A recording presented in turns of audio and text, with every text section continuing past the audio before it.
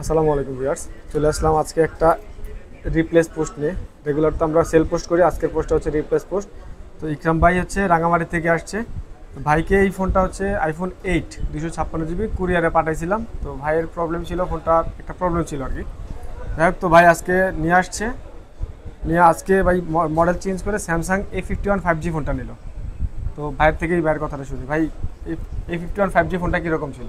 আসলে আমার তো প্রথমে আইফোনটার কথাই বলি। আইফোনটা ইউজ কর মানে হাতে পাওয়ার পর খুব খুশি হয়েছিলাম, কিন্তু জাস্ট ছোট্ট একটু সমস্যার কারণে, যেটা হচ্ছে একদিনের মধ্যে আমি আসার পরে আমাকে রিপ্লেস করে আরেকটা ফোন দেওয়া হয়েছে, যথেষ্ট পরিমাণ ভালো।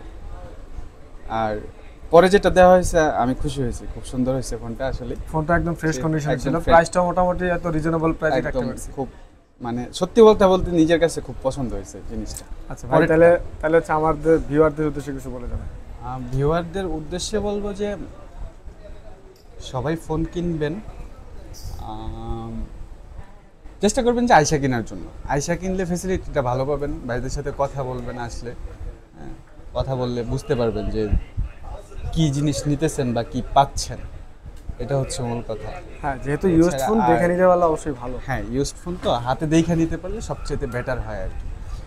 আর যেটা হচ্ছে আপনারা কুরিয়ারে নিতে পারেন, প্রবলেম নেই। ওই ইউজ করবেন, রিপ্লেসমেন্ট ওয়ারেন্টি আছে, আপনারা প্রবলেম হলে চেঞ্জ করে নেবেন, সমস্যা নেই।